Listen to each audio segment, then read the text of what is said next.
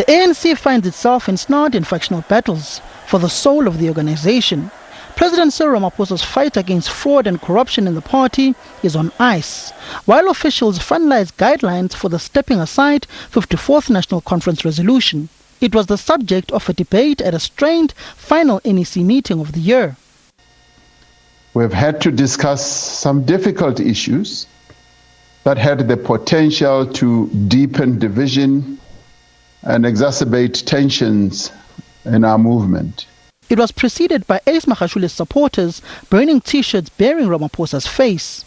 With the Integrity Commission recommending that Secretary General step aside, ANC officials are tasked with refining the step-aside guidelines. The officials will finalize the guidelines that will be applied in instances where members of the organization are formally charged with, convicted of, or reported to be involved in corruption or other serious crimes. But the battle lines remain drawn.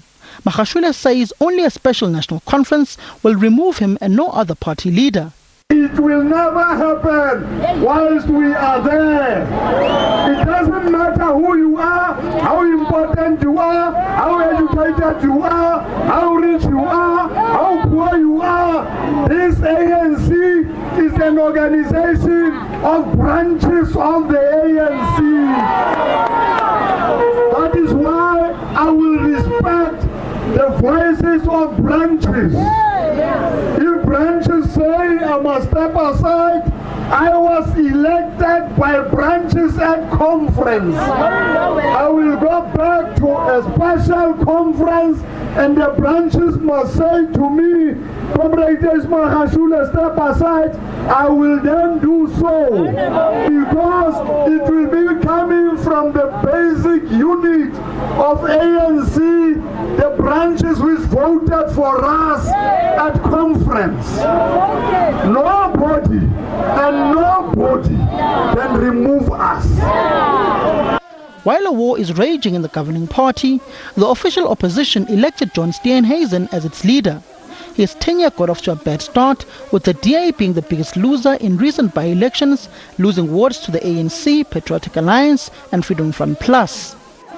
For a while, we've lost sight of who we were and what we offer: clear, principled and decisive leadership. Fortunately, mistakes don't have to be fatal, provided we learn the lessons from them.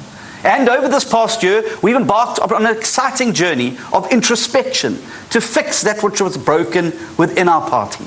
Precisely because we had the courage to face up to our own mistakes, I can tell you today that the days of breaking trust with South Africans are well and truly over.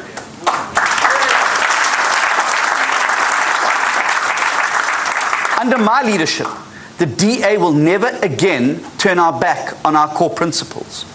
The EFF continued its anti-racism crusade, taking to shopping malls to protest over an advertisement denigrating black women's hair. And supporters descended on Senegal in a stand against what they called white arrogance and racism after white farmers overturned and burnt a police van. We are tired of living like slaves and adopted children in our own country. We will rather die with our boots on. If they want to kill us, let them shoot us now for our own country, for defending our democracy, for defending our own rights. We are prepared to die in defense of our rights, in defense of this freedom.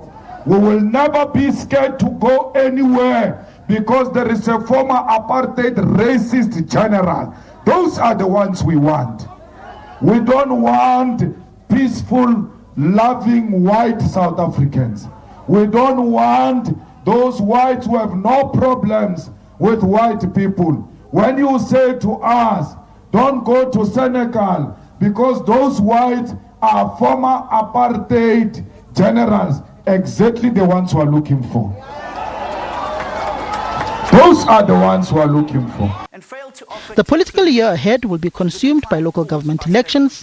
While the DA and EFF look at wresting power from the ANC, the governing party will fight for its survival, with a showdown expected at its National General Council. Samkele Maseko, SABC News, Johannesburg.